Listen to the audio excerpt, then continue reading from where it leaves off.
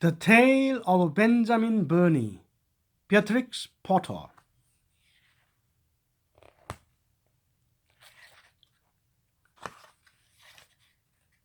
To the children of Sorry from old Mr. Bunny.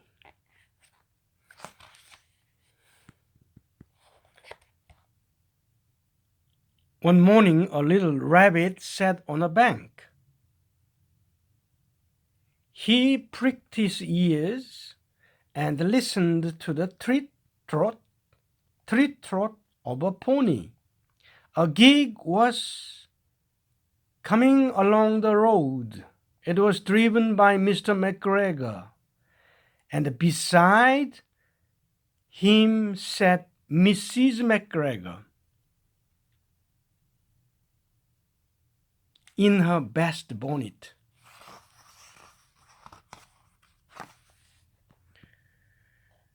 And as soon as they had passed, little Benjamin Burney slid down into the road and set off. With a hop and a skip and a jump to call upon his relations who lived in the wood at the back of Mr. McGregor's garden.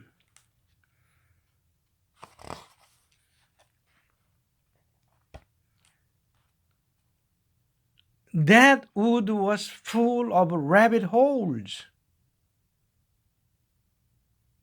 and in the nearest sandiest hole of all lived Benjamin's aunt and his cousins Flopsy, Mopsy, Cottontail, and Peter. Old Mrs. Rabbit was a widow.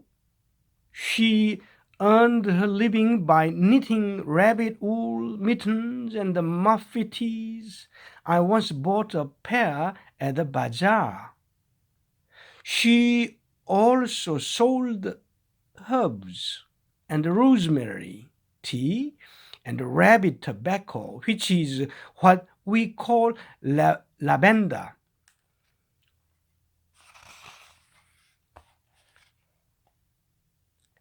Little Benjamin did not very much want to see his aunt. He came round the back of the fir tree and nearly tumbled upon the top of his cousin Peter.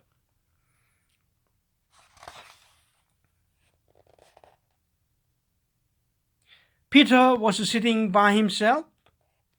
He looked poorly and was dressed in a red cotton pocket handkerchief. Peter, said little Benjamin in a whisper, "Who has got your clothes?"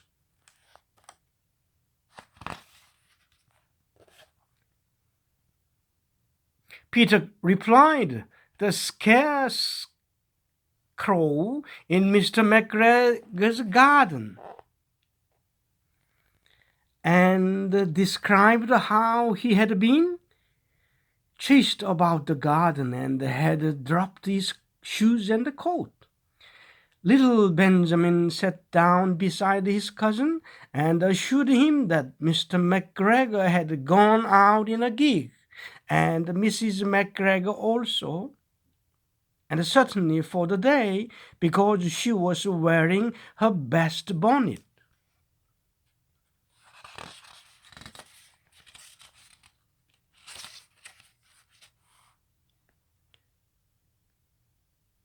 Peter said he hoped that it would rain. At this point, old Mrs. Rabbit's voice was heard inside the rabbit hole calling, "Cottontail, Cottontail, fetch some more chamomile." Peter said he thought he might feel better if he went for a walk.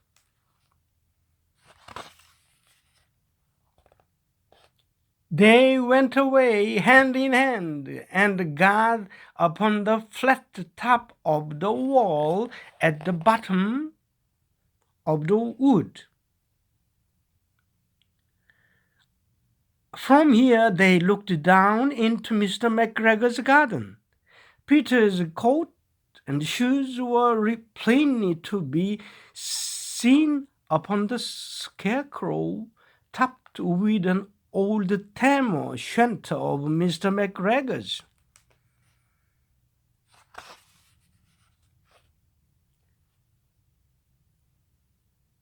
Little Benjamin said, "It spoils people's clothes to squeeze under a gate.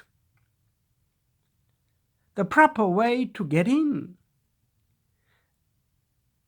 is to climb down a pear tree." Peter fell down head first, but it was of no consequence, as the bed below was nearly raked and quite soft.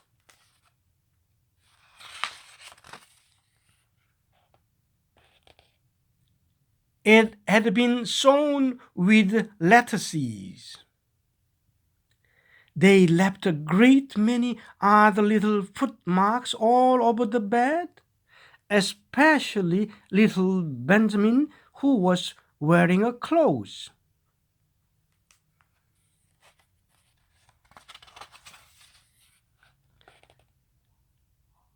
Little Benjamin said that the first thing to be done was to get back Peter's clothes, in order that they might be able to use the pocket handkerchief. They took them off the scarecrow. There had been rain during the night. There was water in the shoes, and the coat was somewhat shrunk. Benjamin tried on the tam o' shanter, but it was too big for him.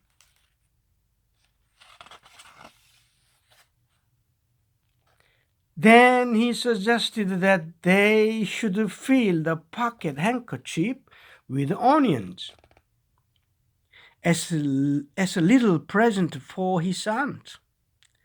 Peter did not seem to be enjoying himself. He kept hearing noises.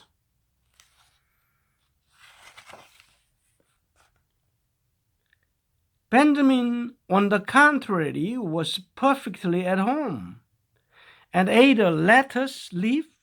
He said that he was in the habit of coming to the garden with his father to get lettuces for their Sunday dinner. The name of little Benjamin's papa was old Mr. Benjamin Bunny. The lettuces certainly were very fine.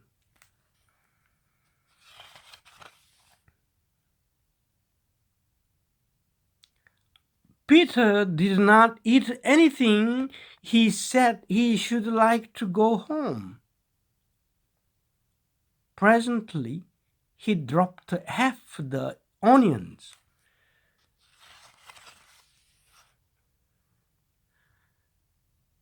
Little Benjamin said that it was not possible to get back up the pear tree. With a load of vegetables, he led the way boldly towards the other end of the garden. They went along a little walk on planks under a sunny red brick wall. The mice sat on their doorsteps cracking cherry stones. They winked at Peter Rabbit and little Benjamin Bunny.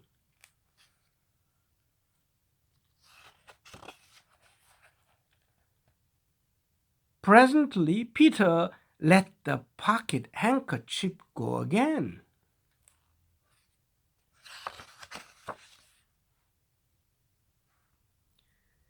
They got amongst the flower pots and the frames and the tubs.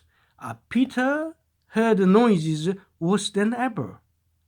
His eyes were as big as lollipops. He was a step or two in front of his cousin when he suddenly stopped.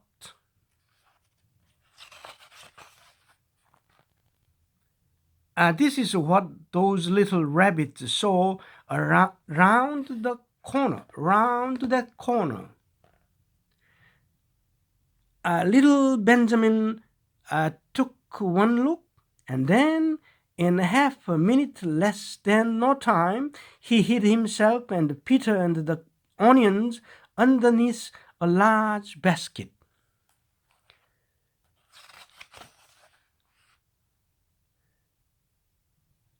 The cat got up and stretched herself, and came and snipped at the basket. Perhaps she liked the smell of onions. Anyway, she sat down upon the top of the basket.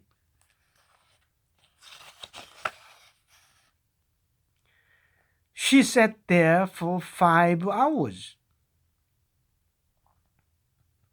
I cannot draw you a picture of Peter and Benjamin underneath the basket, because it was quite dark and because the smell of onion was fearful.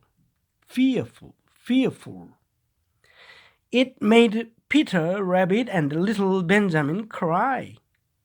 The sun got round behind the wood, and it was quite late in the afternoon, but still the cat sat upon the basket.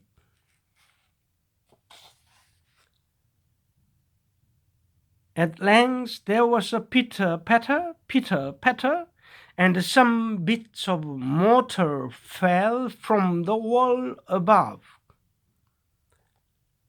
The cat looked up and saw old Mr. Benjamin Bunny prancing along the top of the wall of the upper terrace.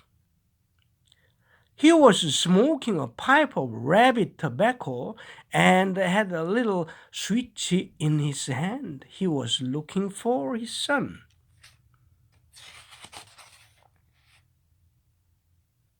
Old Mr. Bunny had no opinion whatever of cats.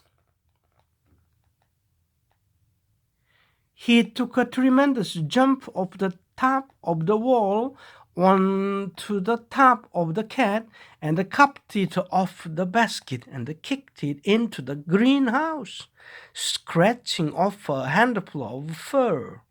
The cat was too much surprised to scratch back.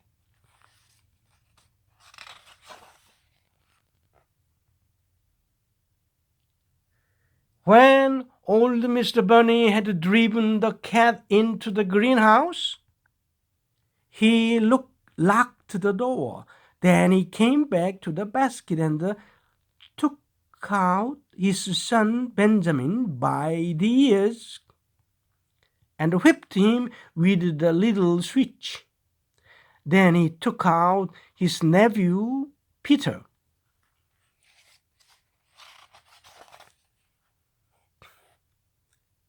Then he took out the handkerchief of onions and marched out to the garden.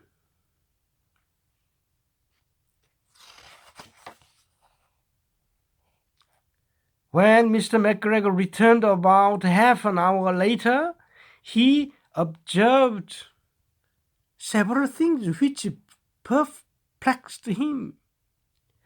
It looked as though some person had been walking all over the garden in a pair of clothes. Only the footmarks were too ridiculously little. Also, he could not understand how the cat could have managed to shut herself up inside the greenhouse, locking the door of the outside.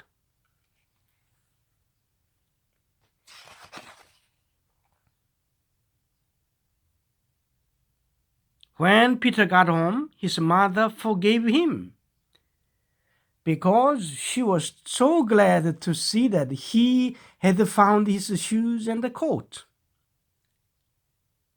Cottontail and Peter folded up the pocket handkerchief, and old Mrs. Rabbit strung up the onions and hung them from the kitchen ceiling with a bunch of herbs and the rabbit tobacco.